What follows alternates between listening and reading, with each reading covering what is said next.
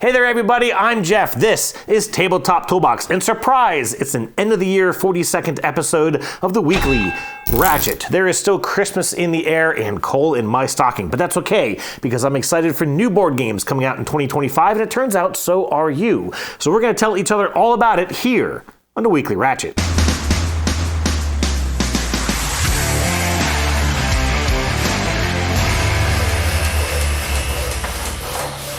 Hey there everyone, and welcome back to the Weekly Ratchet. As always, I hope you've had a fantastic holiday week of getting to play some games with family and or friends.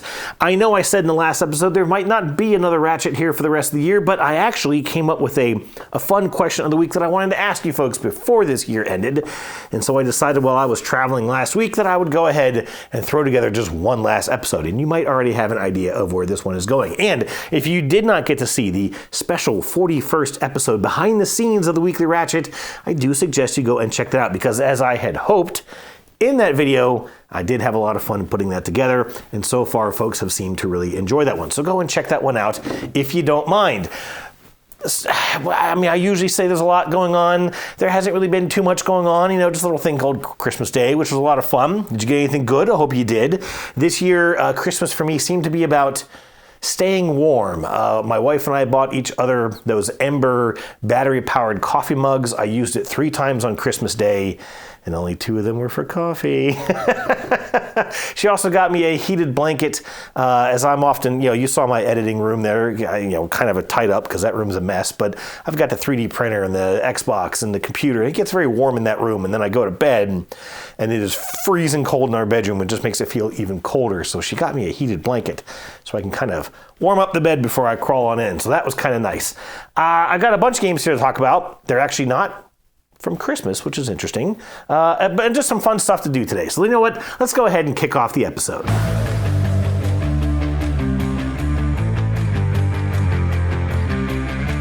Okay, so a lot of games here to chat about. As I kind of said, the last episode was filmed actually almost 2 weeks ago. I filmed the Ratchet several days before it aired because I had a ton of additional filming and editing to do. And so I got a couple of games in during that time frame that I literally forgot about. And I first put this list together, went over to grab one of the games and realized, oh geez, I missed like 3 more.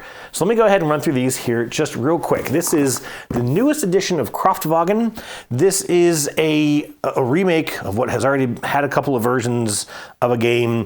Kraftwagen is a game about designing and improving and selling cars in sort of the 50s era, if you will, maybe a little newer than that.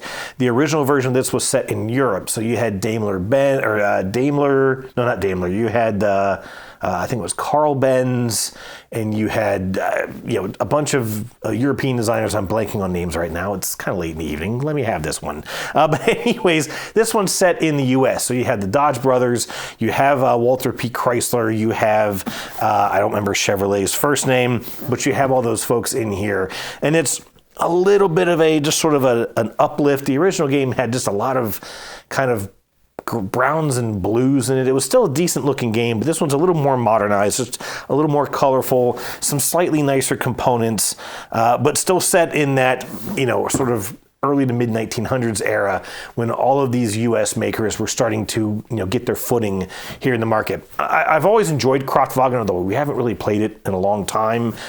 And I really was back and forth on getting this because from what I gather, there are very minimal changes to the game, but I really, I'm a Dodge person, I'm a Chrysler person, and so I wanted to be able to sort of experience this game in a setting that was maybe just a little closer to home, I guess. Not that I like U.S. cars any better than European cars. Anyways, I'm rambling. Looking forward to checking this one out. Kraftwagen. The other game, now this one, I forgot this one came in, but oh boy, am I excited for this. This is the Rocketmen expansion Target Jupiter. This is from Martin Wallace and Mariusz Rozik. This is obviously an expansion to the game of Rocketmen by Martin Wallace, and I don't remember if that's in my top 10, but it's definitely within my top 20. I really enjoy the game of Rocketmen. It is a deck building game, but with this sort of racing element where you're trying to get missions launched to Earth the moon and Mars. And, as you launch these missions, it kind of improves your play through the deck building aspect. You get a larger hand size, you get extra money that you can spend on your turn to do various things. There's this sort of idea of trying to put together these missions, and you're building a rocket on a launch pad just by playing cards to a launch pad on your player board. And you can get symbols that kind of improve the chances of your mission being successful. There is a little bit of a push your luck element, but with a lot of mitigation to it, a lot of ways to improve your luck, but it can still be a very tense and stressful game. I absolutely love Rocket Men, and this one was kind of weird because this expansion came out through GameFound. They sort of announced it to us through like the Kickstarter campaign. We went and just prepaid for it on GameFound, and it showed up maybe 2 months later, if it was even that long. I really don't remember when I paid for this. It also wasn't very expensive, as I recall. This adds a whole new board, and then it adds this sort of Jupiter aspect of it. And it still shows, it still appears to show, Earth and Mars. Maybe the Earth and Moon is sort of combined. I'm not really sure. Anyways, I obviously haven't taken the shrink off of it yet. Just haven't had a chance to check this one out. But I'm really excited for this expansion to Rocket Men, a phenomenal game, I think, by Martin Wallace. Let me see. So, Santa didn't bring me any board games for Christmas. Boo-hoo. Actually, that's perfectly fine because Santa knows I have a lot of games. Santa knows I kind of just go get the games I want. And Santa also knows that sometimes I just kind of get sent games to review, so he just kind of lets me do my thing, which is fine. I did, however, get some upgraded components to the game of Rock Hard 1977. These are little colored cassettes for the demo tapes that each player can get. And then, of course, I have the upgraded records. These are 3D printed pieces, pretty well made and with stickers on them, so they're a little bit more than just 3D printed plastic. They look pretty sharp. I also did get some upgraded candy bits. These are not 3D printed. These are really, really nice quality. They're fairly tiny, but there's like a variety of colors, still very kind of cute and playful, as you would expect candy to be, right? But these are the element of Rock Hard 1977 that lets you take some extra actions by taking some candy, wink, wink, nudge, nudge. And so I was really excited to get these to just, further enhance what is already one of my favorite games. Definitely my favorite from 2024. Let me get these back out of the way. I'm not going to toss these on the floor because that would be a bad idea. However, so I didn't get any games for Christmas, but as I said, we went down to Augusta, Georgia. There is a little game store in Augusta that opened. We used to live there. My wife and I actually met there after I got out of college. She was in college. Anyways, they opened a store now in an area that used to just be a field. There was nothing there when I lived there. But I always try and stop by and visit the store and, try and do a little business with them. Just kind of keep them going. And one of the games I picked up is Dorf Romantic. As I believe this game was talked about in episode 41, I think. Teshra mentioned this one as one that he had been playing with his wife. It is a cooperative game. It is a Spiel des Jahres winner for 2023. It's a very, very lightweight game. It kind of has this Carcassonne idea where you're putting out hexagonal tiles instead of just square tiles, and you're trying to sort of build out this little town, this little village. And as some of these tiles come out, they'll have little, almost like mission requirements, which really is just to have a certain number of tiles of a certain type in a continuous group. So they want fields, they want a nice long river path, they want a railroad track that runs through the village. And as these tiles come out, you're trying to get the right number of tiles connected to that mission tile to then accomplish the mission and get points at the end of the game. And then as you're getting more points in this game, you start to unlock new content. You're actually opening up little boxes that are in here that give you additional tiles to place, maybe additional rules. Obviously, I don't know what all is in there. So it kind of has a legacy aspect. Nothing gets destroyed. Nothing gets permanently changed in the game. You can reset it all fairly easily, I assume, and play it all over again. The only thing I'm not sure of with this, I read the rules, like I said, very, very lightweight game. First of all, as a cooperative game, I see tons of room for alpha gaming. You could just, you should put that there and you should put that there. It's a multiplayer cooperative game, but you could very, very easily just play this solo and your game is exactly the same. It doesn't make any difference You don't have any unique abilities. There's no difference, between what one player does and what another player does. So you could have a lot of alpha gaming. And I also just kind of wonder how deep really is your decision space when you're picking up a tile and just figuring out where it goes. So my wife and I will check this out. We might even get this played tonight. We will see. But I am looking forward to trying it. And if nothing else, I'll just kind of goof off with it solo a little bit. Dwarf Romantic, the board game. I also, and this one was kind of funny to me, they had this game when I was there earlier this year for a family get-together down there. They had this game for sale, and I thought, too expensive. I'm just not going to get it played enough. Well, now it was on their 50% clearance rack. Same copy, I'm sure of it. And so I went ahead and I grabbed Robo Rally Transformers Edition. Now, I've never played Robo Rally. I know that it is a programming game where you are, I believe, playing cards or maybe putting out little tokens or something. I'm not entirely sure. But you're sort of racing to get to a certain location, or maybe in this game you might be picking up Energon. I'm not really sure. But you have to program out your movement. But then there are conveyor belts and traps, and robots can push you and all kinds of other stuff. And so you sort of decide the movements you're going to make. You all reveal your cards one at a time, but I think all together. And so you may get a couple of cards in, and then someone bumps you, or you get pushed onto a conveyor belt or a trap, and suddenly you're facing a different direction in a different place than you thought you were going to be, and things kind of go crazy. And I may not be into that random element. I really just don't know. That's one reason why I didn't buy it earlier. Also, no one else in my family is really into the Transformers theme. In fact, none of my friends really are into the Transformer theme. And this is not a solo game, 2 to 6 players. But I got it for fairly cheap. So I'm hoping I can at least get a player or two in of this. And I like the idea that there is still this transforming. You can go from alt mode to bot mode and all that kind of stuff, and just changing up the way that you do things. I don't know. I'm looking forward to trying this out. It's also kind of nice because the miniatures in here are washed, so they have that kind of nice, just a nice appearance to them. And I'm hoping that I can at least get this played a little bit. Robo Rally. Okay, this one I'm also very, very excited about.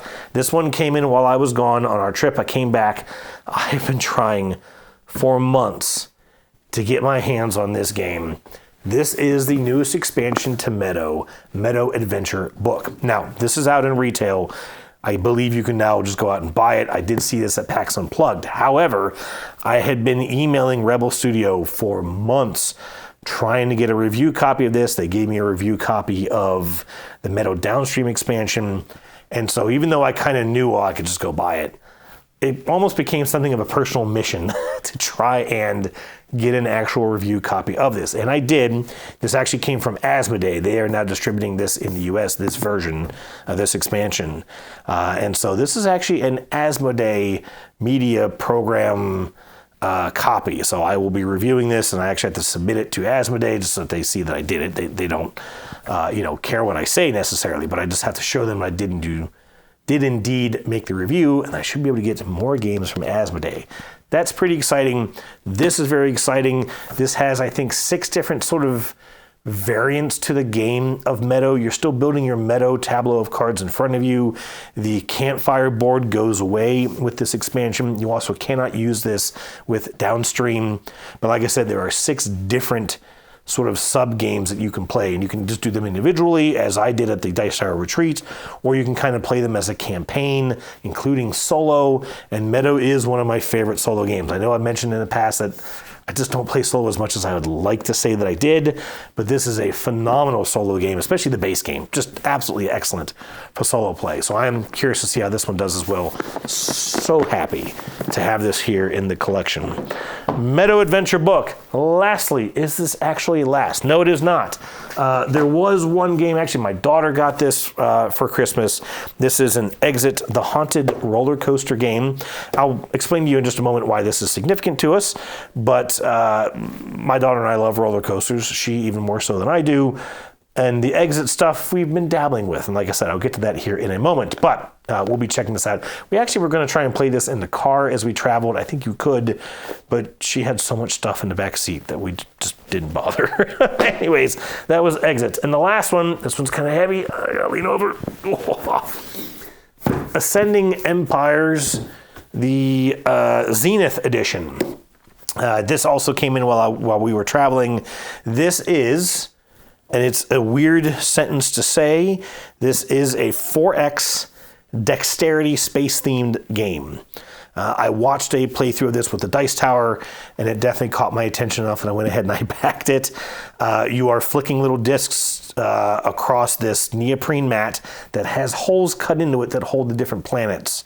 And so that way, if you hit a planet with one of your ships, you don't move the planet. Because I was like, well, how the heck would you do that? Because a planet's not going to move that easily. So that's how they solve that problem. And this is actually, I did not realize this is sort of a remake. There's an older edition of this, which I think just used a board, and I think it had some issues with the dexterity element when your tokens would hit the folds in the board or whatever. So this one uses neoprene mats.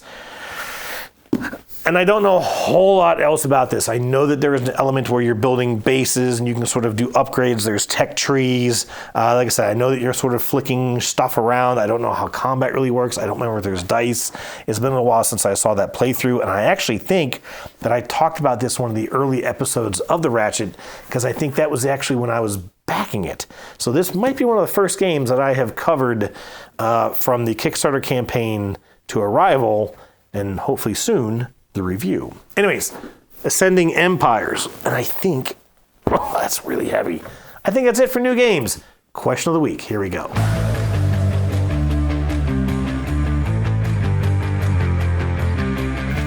Okay, moving into question of the week. Just a few answers to get through here today. Last week, I asked you what was a game that you were most excited to check out here in 2025. And a few folks did list games that are not 2025 games, and that's okay. I can, even looking back, see that maybe I wasn't very specific with that, but even then, it's okay. I don't really care. And I will show that now, because up first was Wonderflonium, who said he has acquired GMT's Comancheria that he is excited to check out. That is a 2016 game. Again, totally fine. I also see this is a single-player only game, which I thought was kind of interesting for GMT, especially. GMT is known for a lot of wargaming titles. The other thing I thought was interesting is that this is referred to as a First Nations series of games, I guess, that they've done. And in this game, you're playing as basically the Native Indians, the Comanche tribe, in their sort of battle for survival, I'm assuming. And I didn't look any deeper into it than that, but I'm kind of curious how that works, because since you are playing as the Comanche tribe, is this like an alternate history type game where, the Native Indians could survive against the settlers? Or maybe is it more of a specific battle that took place in Comanche history and is not related to the settlers? I'm actually not sure. So I'm curious, Wonderflonium, sort of what the details are on that game. Anyways, sounds pretty neat. Teshra said he is very excited for Star Trek Captain's Chair, as well as Fellowship of the Ring Saga, which I'm assuming is an expansion for the Lord of the Rings card game. And I think I mentioned this in the comments. I, too, am very excited for Star Trek Captain's Chair, and I know that it's sort of a reskinning, although apparently not just a reskinning, of the Imperium games, of which I have all the Imperium games, and I've only ever played Classics and Legends. I still need to check out the newest one, Horizons, which I've had for months, and I've just never gotten to play. Daniel and I wanted to do that one, then he kind of quit gaming, and so we just have not gotten a chance to get that one tabled. And I don't see my wife really getting into that one. But anyways, I'm excited for Star Trek Captain's Chair. It does look like it got pushed to a March release in 2025. The good news is that it's not a Kickstarter, right? You can just, once it's out, you'll be able to go buy it and you'll have the same thing that anyone else can get. So yes, I'm with you on that one. Bored Halfling said he's excited for Stalker and Crows of Coppershell Bay. I had to look both of these up. Stalker is an Awaken Realms game, and just based on the pictures that I saw on Board Game Geek, holy crap, that is a big game. I have not done a lot of Awaken Realms stuff. I have the ISS Vanguard, which I think I played once, and just didn't get back to it. Now I'd have to completely relearn it. But it looks interesting for sure. Coppershell Bay is listed as a 2023 game, so I don't know if that was just late being produced. It's also a solo-only kind of a small tin game. And again, that was about as far as I looked into that one. It said something about area movement, and I kind of had to wonder how that would work as a solo game. But I do like the idea of these really small, compact solo games for me going to the cabin and stuff like that. That would be fantastic. So I hope those are good Derek said he's looking forward to catching up on some recent purchases like Rock Hard 1977, Kelp, Lord of the Rings Duel, Masters of the Universe Battlegrounds, and Ethnos 2. That is quite the list, Derek. I'm very anxious to see what you think about Rock Hard 1977. Maybe we'll get a chance to play that. Maybe Dice Tower East or something. Who knows? We shall see. I also did not know that there was an Ethnos 2 in the works. Ethnos is one of those games where when I was first taught it and we played it, I was like, ugh, here we go. Like, just area control and trying to get the majority in a bunch of different areas. But every time I've played it, I have enjoyed it more than I expected and even more than I remembered to expect, if that makes sense. Like, I played it a couple times and like the second and third time I was like, oh, this game. And then I enjoyed it. And I was like, oh, that's right. I actually do kind of like this one. So Ethnos 2 looks interesting. Looks like it's a lot of the same ideas. I saw some components and some, just cards and such on BGG, but still looks pretty neat. Jeremy Brooks mentioned a couple of games like the reprint of Ice, Luthier, Deep Regrets, and Restart. I talked about Ice a little bit there in the comments. It was definitely a neat game, but I just kind of felt like, okay, it's a lot of actions. It's a lot of preparatory work to be able to dig down and get to your first layer of artifacts, only to then realize, oh, I don't need this one anyways. And so they got to kind of like move and try again. But it was definitely a neat game. Deep Regrets is more horror themed than I would typically go into, but Restart looks pretty neat, especially this mind board piece that I saw in one of these photos on BGG. That looks pretty interesting. Canuck Chuck only mentioned Echo of the Predator, adding that he knows of it because he backed it, but otherwise doesn't really keep his finger on the pulse of the industry. And hey, listen, I've shared a bunch of games here from folks that I had not heard of either, so don't beat yourself up for that. There are so many games that come out each year that, I get it. And I also do remember this Echo game. I remember you mentioning this on a previous episode, and I think I kind of briefly mentioned it. This sort of weird solo with almost like a handheld computer board. Like it's not a video game, but it's not a board game. It's this weird mix of the two. And I'm really curious to see how that one ends up working out. So those are all the answers for last week. I put out an episode last week. It actually came out on the day after Christmas of the 10 games I am most looking forward to this year. Spoiler alert, my number one was the Eve War for New Eden board game. I almost said Eve Online, which is the video game that board game is based on. Really looking forward to checking that one out. I really like what they seem to have done to incorporate not just the game, but what the players have sort of made out of that game in the many, many years that it has been out.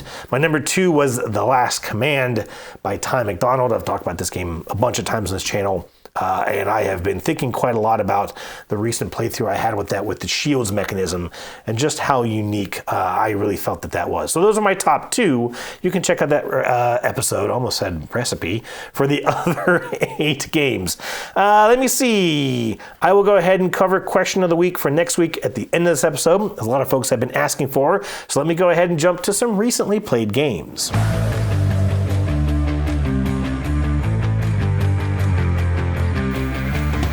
Okay, gonna try and get through these before my voice gives out on me. I feel a little parched for some reason. It might be time for another heated beverage in my electric mug. Wink, wink, nudge, nudge. First one I want to talk about, this is actually a game that I've been playing for the past month with my daughter, and we just really enjoy chatting about these. This is the Advent Calendar from Cosmos, one of the Exit Advent Calendars. I think this is the 4th one that they've come out with. My daughter and I have done 3 of them. At some point I need to go buy the one that we have not done and just hold on to it, so if they ever quit making them, we can play for at least one more year. We didn't play the first year. These are Advent calendars, and I don't think there's anything here. No, there's nothing here that I will spoil in case you haven't done these. This is just the inside cover. You would see this moment you get your copy. But each day there are these doors, and each door that you open will give you, there's 2 books. There's sort of a storybook, and then the sort of solutions or guide book, and then there's a little cardboard key decoder, I guess, if you will, and you slide these 3 tabs through it to come up with a 3-digit code. You have to, through the puzzle, figure out a 3-digit code, and then you flip this little thing over and it gives you a couple of arrows, and you use the arrow to determine, okay, from the current door, if I go up and over and down, do the symbols on that door match the symbols in the back of this little decoder? How they come up with this, I don't know. These things are just always brilliant to me, how they manage to come up with this stuff. And these are a lot of fun because they're all beginner level. It says they're all beginner level. We still had a couple that we just had absolutely no blinking idea what they were trying to do. And there were a couple that we just sat there stumped and finally went to the answer key and kind of figured it out. The only thing I will say with this, and we did enjoy this one. This one is it's called The Missing Hollywood Star, and the whole thing referenced a lot of pop culture movies. There was Forrest Gump, there was Ghostbusters, there was Jurassic Park. I can't remember all the other ones. I recognized most of them. Well, actually, you know what? I'm not going to give that one away because it really kind of brings the whole thing to a close. But there was another movie that my daughter would have never known it, but this movie came out years and years and years ago. And right away as I was reading it off, my wife and I were like, "Oh man, it's this movie." Mel was like, "Huh?" Which is fine. But the only thing with this one was that there was a lot with flashlights. You had to do a lot of flashlight work, and it was very quickly you'd be reading and you realize, okay, we need a flashlight, but what the heck flashlight is going to get to these little nooks and crevices of this thing? So if you get this, get yourself a good trusty pen light, something like something you clip in a pocket, something small like a mechanic might use for a quick little inspection of something. Try and get one of those before you tackle this one.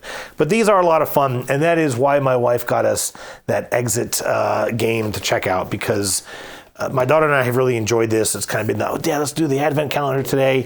Of course, we bought it on like the 8th, so we had a bunch of catch up to do at the beginning of the month, but we still had a lot of fun with this. These things are really cool. The advent calendar, and I'll now be recycling all that because it's a one-time use. The next game that we played at some point in the past week and a half was this Steal This Election card game. I mentioned this a few episodes ago when it came in. This is a very, very light, I'm going to say borderline kind of dumb card game where two players are trying to fight over an election. And all you do is you get, I think, 4 or 5 cards in your hand.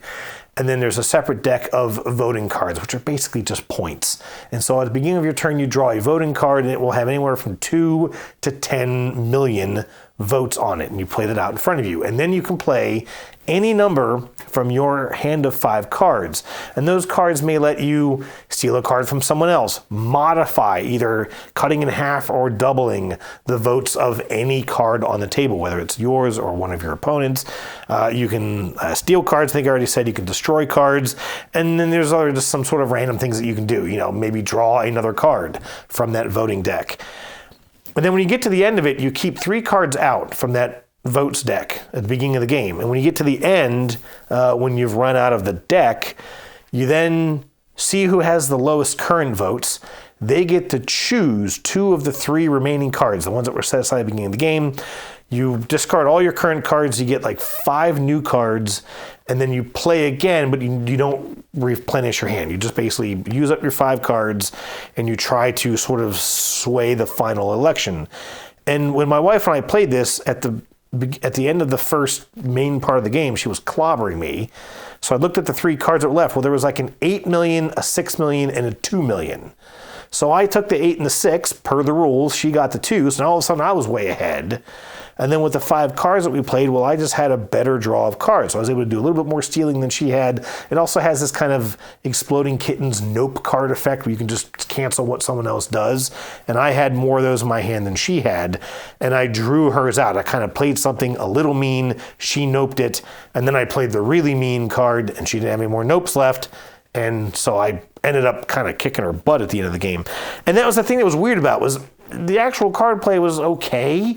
But at the end, that sort of end point, sort of climax reversal, if you will, just, to me, it completely broke the game. Unless those last 3 cards are like a 2 and a 2 and a 4, well, then okay, you're not really going to change the outcome that much. But with an 8 and a 6 versus a 2, I all of a sudden got 14 points to her 2, completely swapping the game around. And it was so random that she went from, oh, this is kind of weird, to, oh, this is just stupid. So yeah, I don't know. I haven't reached back out to the designer on this one to kind of be like, I mean, really? Like, it's not great. It just doesn't leave, there's not a lot of agency. It's a silly, kind of dumb, it's like Exploding Kittens for 2 players, but without all the things that make Exploding Kittens silly and crazy. Anyways, that was Steal This Election. We then played Nebula. This is one of those abstract pattern building drafting games, sort of like Cascadia, like Harmonies, like a whole bunch of other really popular games right now.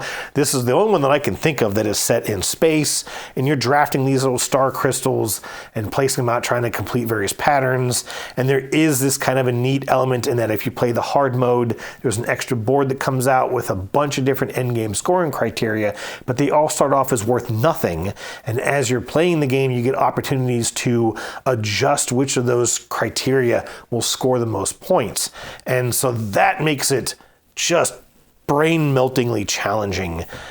We played this in an interesting way in that we kind of were so focused on our goals that we weren't doing the things that make you advance these endgame scoring opportunities. I don't think it broke the game, but we had fairly low scores. And even as it was, I was working on a couple of things. I didn't quite get them done when my wife triggered the end game. She got a couple objectives done that she was working on. And so even though I had some stuff set up that she didn't, since I didn't get it done, she clobbered me in this game. I'm going to be putting together a Dice Tower review of this here at some point. They actually sent me this game. It is not available yet in the US as much as I can tell, but there is a company that should be putting it out at some point. I just don't exactly know when. I'm going to try and find that out before I put out that review so I can kind of tell people when they can expect to get this. In this lineup of those, like I said, Cascadia and Harmonies types of games, I think this one's pretty neat. I think it does do some interesting things that those other games don't do, especially in that harder variant. But it can still be quite swingy. And there is still that sort of luck of, okay, well, I really need an orange star, and there just aren't any, and there's no mitigation in this like there are in some of those other games. Still, I had quite a lot of fun with this. Really neat looking game. Nebula. Let's see. Second to last is Santa's Workshop. Of course, on Christmas Day, I had to break out and play a game of Santa's Workshop. This is a fairly lightweight, family weight worker placement game in that you are elves working in the North Pole, trying to get toys ready for Santa to deliver, trying to sort of show off your festive cheer by putting ornaments on a Christmas tree, which also gives you resources and some other bonuses. You can also kind of train your elves to be a little better at gathering some of the resources that you need in this game. There is also some just general capacity and discount bonuses you can unlock throughout the game. You eventually have to go and get coal. Fairly often throughout the game, you have to collect coal that you're using to buy some of the various resources to make these toys. You're also using the coal to sort of tend and keep the reindeer warm, which give this sort of set collection point aspect at the end of the game. Just a lot of stuff going on. And so you can unlock your board to hold more coal. You can unlock the board to give you extra points when you go to get coal. You can unlock some aspects that cheapen the cost of tending to the reindeer. And again, you can upgrade to get more resources when you go and get resources. We've only ever played this twice. We played it once last year and obviously this year at Christmas. And it's very light, but on the same token, it's a very, very tight game. Our scores were very, very close. My daughter won this time, and she was ecstatic, and we were really happy for her. And she won well. Like, she did a really good job. Didn't really have to police her through. At one point, I said, "Hey, you're not getting any of the reindeer cards, and your mom and dad are, and you might want to just think about that. You're going to get left in the dust." And she did. She adjusted course, and like I said, she beat us in this game. Just this is one of those just warm, welcoming, thematic, seasonal games. And I was so excited. I almost forgot that I had it, but I was like, oh my gosh, we've got to play this at least once during the holiday season. It's just a game that you just enjoy seeing it on the table and sort of being in that moment with your family, playing a game of this theme. It's fantastic. Santa's Workshop by Elf Creek Games. French kiss. The last one we played, and we played this just today. As a matter of fact, I wanted to get this in before I talked about it here in the Ratchet. This is Christmas Lights, a card game. This is from Adam Collins and Chad Head. Finally, names I can read without issues. This is actually kind of interesting. It has maybe, well, if I had to wager a guess, it has maybe, let's say 80 to 100 cards, give or take, maybe 70 cards in here. You've got a bunch of these Christmas light cards, kind of just showing different colors of Christmas lights. And then you have a card that will show you a pattern that you have to make with your Christmas lights. And you have to get the colors out and get them played in the right order. And that should be fairly easy, right?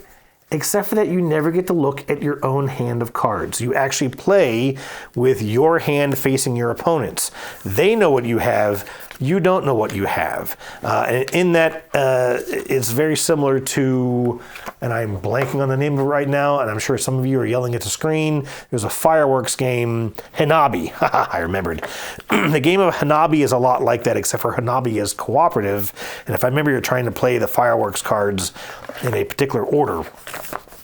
And Hanabi never landed with me. When I was reading the rules for this, after I got it, I thought, oh, crap, this sounds just like Hanabi.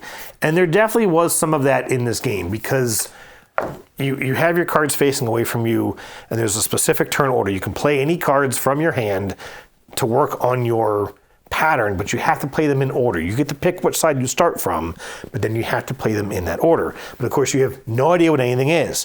So then you can say, well, I'm going to swap one of my cards with one of my opponent's cards because you can see what all your opponents have.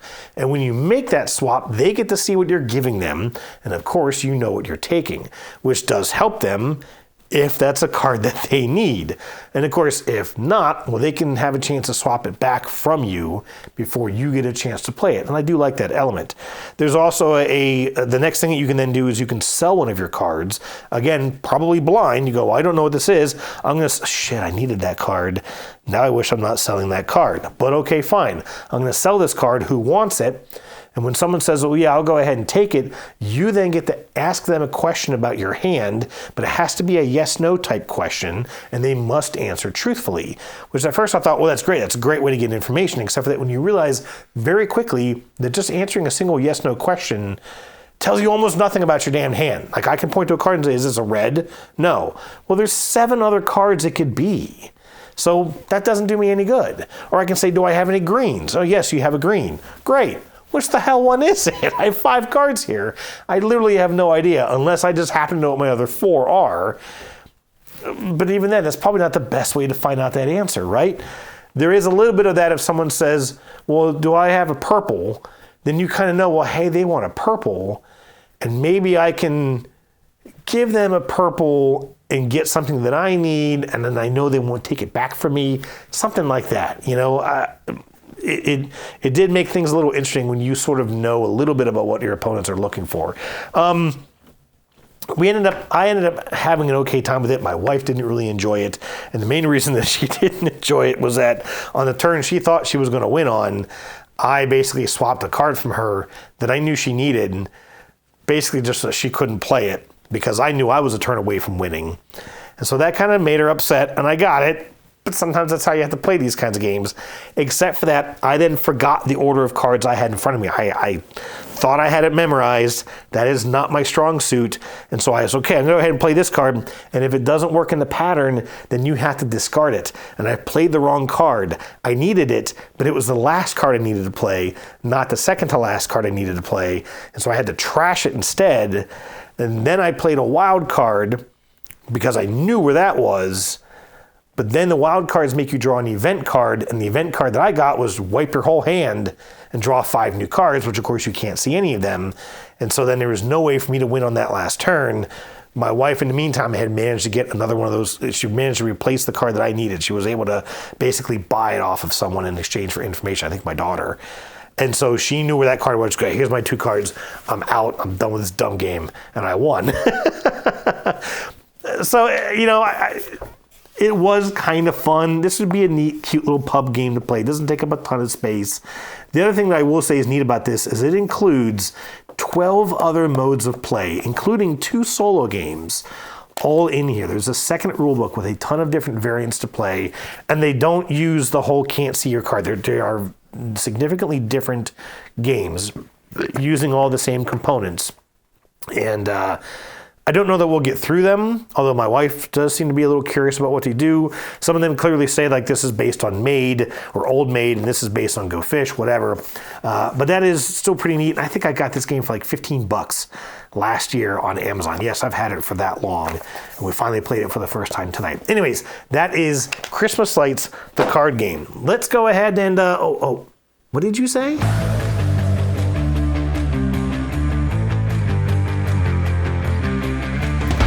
That's right, it's been a little while since I did a What You Say series where I just kind of run through some general comments, sort of off the theme of the question of the week. Some of these are responses to things that I had said. Some of these are responses to questions of the week. Some of these, Mr. Mark from Australia, are, hey, you missed question of the week, so I'm going to go ahead and cover your answer here. I got a bunch of different things. I'll run through these here just real quick. Up first, in episode number 35, Steve RB511, I believe a first-time poster, and also I think this was in response to a comment from Board Games Vibes, gave another baseball recommendation. He said that there is a series of APBA board games, and they have pro baseball, they have pro football, and I think there's even a couple others. These games are from the 1950s, and they're supposed to be, again, sort of, sports-related board games, and he said that there was a good baseball game in that, and Board Game Vibes was asking about baseball games. Now, CR Poll did mention in that same discussion that there is an online presence for these games, but he in particular was not very impressed with them. I did not go check them out, so if that's something you're interested in, go ahead and check out APBA. There's, like I said, APBA football, APBA baseball, and a couple others, so you can go and check those out on Board Game Geek. Also in episode number 35, Mark said that he was excited to play Deep Shelf, but wished there was a how to play video. I'm wondering if you got a chance to play that, Mark. And also, I don't remember if I mentioned it in a previous episode, but the YouTube channel John Gets Games did do a playthrough and kind of how to play video on that. I actually got to chat with him about it at PAX Unplugged, and he was talking about how difficult that was because of how long it takes to set things up in that game. And so he put a ton of work into just playing out the first 3 turns so he could try and cover as much of the game in those first few minutes of the video. And then after a while he goes, okay, now let's just say I have all this stuff and I want to do this. Here's how it works. So I'm just curious if you got to play that. And if you haven't yet, go and check out the John Gets Games video. It was very helpful. In episode number 36, Mark from Australia said that he had been there and done that with No Man's Sky, a few too many red-eyed trips to work. Yes, I mentioned a couple episodes ago that I started playing No Man's Sky. I'm still playing No Man's Sky. They're doing now all of the expeditions that you can kind of revisit, and I was up until maybe 2:30 this morning working on the latest. I think it's Expedition 14. I finished it today, and I've just been having a ton of fun with that. I'm not playing it every day as much as I was, but still just something I enjoy just messing around with for a little bit here and there. So, yeah, glad someone feels the pain on that one. Also, in episode number 36, JW Spiker mentioned that there was another Minecraft game. I mentioned the Minecraft Builders and Biomes. He said that there is a dungeon crawler one. I have not had a chance to go look into that. I need to go and do that, as my daughter and I have had fun with that. And also, I've seen that at Target, you can buy... also on Amazon, you can buy the little pewter figurines from Minecraft, and I think those would be fun to use in the game. Just kind of have a little bit more of that tactile sort of 3D nature with the characters moving around the little play area. Also in episode 36, Real Jeremy Brooks said that he liked the idea of a behind-the-scenes video, and even though he was the only person who mentioned that, episode 41 did become a thing. So it's all your fault, buddy. All your fault. In episode number 38, I chatted again about the Deep Shelf game by Ninth Haven Games, and the designer Richard Keene did actually jump on and sort of clarified a couple things with the theme and a couple of things I had sort of not really griped about, but a couple of things that just didn't quite hit home with me in that game. It wasn't a question of the week topic, so I didn't read it out, but I did appreciate him going out there and chatting a little bit about that game. I do need to get back into it. Just have not had a chance with everything going on, But that was a neat game, and I definitely want to delve into that a bit more. In episode number 39, Mark from Australia told a long story about a big win that they had in the game of Cthulhu Death May Die. And I'll be honest, I did not understand very much of it. I have never played that game. And Cthulhu as a theme just does not, it just doesn't interest me, if I'm honest. But it sounded like it was a heck of a game. And I wanted to make sure that I went and shared that sort of epic experience from 2024 here on the channel. Glad that you got to sort of have that. And I certainly understand that, when you roll the dice just right, and everyone at the table kind of jumps up in excitement. It sounds like that's what happened, and that was really, really cool. Let me see. Also in episode number 39, Teshra asked if I had played the cooperative mode to the new Obsession characters expansion, and I still haven't, and I will say that I think I just, by the nature of that game, I'm more interested in it from a competitive nature. But I do think it's neat that he's added the cooperative mode to that, and I will check that out, at least try and get through the rules and kind of see how it works. I don't see my wife and I really getting into that, as a cooperative game. I do also know that he's coming out with a new rule book, and I think I mentioned this in the comments. I chatted with Dan Halligan, the designer of Obsession, at PAX Unplugged, and I said, buddy, what are you doing about this rule book? Because there's like eight different pamphlets and booklets and cards and everything that has its rules all over the place in this game. And he goes, yeah, I know. He said he's working on it. The guy who has made all those booklets and pamphlets, it's helping him to kind of collate everything, get everything all reorganized and indexed. And if you're playing with this, here's your section. If you're not playing with this, here's your section, whatever. And I wonder if that might make it a little bit more approachable, that maybe we can just kind of like, okay, learn it, play it, and sort of, either move on or whatever, as opposed to, okay, well, hey, let's try this mode. Now I'm going to need like 6 different books to figure out how to do it. Maybe having it all just organized might make it a little less daunting, I guess, if you will, to get into. So we'll see. Hopefully at some point I will get to check that out. Also in episode 39, Ryan Combs asked about PAX Unplugged compared to Gen Con, asking if it was like Dice Tower East, more about playing games or more about shopping, mentioning that he lives in Pittsburgh. And I'm curious, Ryan, where you live in Pittsburgh. I used to live in the Canonsburg area. Just sold my house there a couple of years ago, actually. And I covered this in the comments, but just for anyone else who might want to know, PAX Unplugged, and I think I even mentioned this in my episode 40, PAX Unplugged is kind of like a baby Gen Con in my opinion. I've only been to Gen Con once, but it was huge, right? In Gen Con you can play, you can demo, you can shop, you can holy crap, you can do anything. And I feel like PAX is getting closer to that. You can shop, there's lots of open gaming, you can certainly demo stuff, and you can even go to an area where they just have all the new hotness of games and you can just sit and play them. I don't know if they have people going around teaching as much as I saw at Gen Con, but I didn't spend a ton of time there at PAX Unplugged, so there might be. Maybe they just weren't there when I was there. So if you're looking for that sort of a Gen Con experience, but maybe not as crowded, not as packed, and obviously closer to home in Pittsburgh, I'd certainly say you would be good with PAX Unplugged. It is not like Dice Tower East in that Dice Tower East is 90% gaming, 10% events, shopping, whatever else. PAX is much more a mix of sort of everything, right? 10% this, 10% that, 10, 10, 10, 10, 10. It's got a little bit of everything. It's just not as big overall as Gen Con. It doesn't have Gen Con's footprint. Anyways, in episode number 40, Shannon Pepitone, aka Shenanigans, I did love that nickname, said that the Parkeneers game was just what it needed to be, and that it wasn't complicated, and that it was definitely a must-buy game. And I kind of complained a little bit about the game, talking about how I'm not a big fan of the roll and write games, or in this case, a flip and write, or I split, you choose and write, something like that. And the only thing I thought was kind of funny is I saw when she made that comment about the game not being complicated or confusing, but she missed the rule that actually allowed her to win the game. It wasn't until she posted her picture online and the designer saw it and said, oh, hey, you didn't do this thing, so you should have had an extra 25 points and therefore won. And she goes, oh, well, that's how I won, cool. But that's because the game was kind of a little confusing and complicated. I just thought it was kind of funny. Like, I'm not harping on the game or trying to sort of, climb up onto my soapbox, I guess, if you will. But that was a part of the game that I thought was confusing. And in missing it, didn't think she had won the game. I thought it was kind of interesting.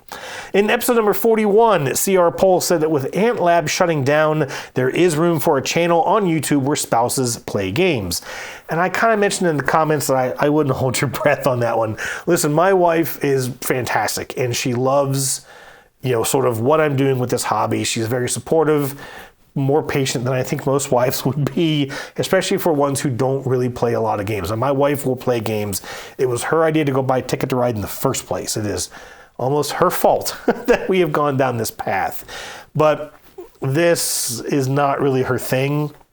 And she will certainly participate in my videos where I need her. She loves kind of being a behind the scenes, either moving cameras or moving props or sort of making the magic happen, if you will. But being on camera is not her favorite thing to do. And I don't know that if I just said, okay, talk, like what I'm doing right now, just say whatever you want to say about games.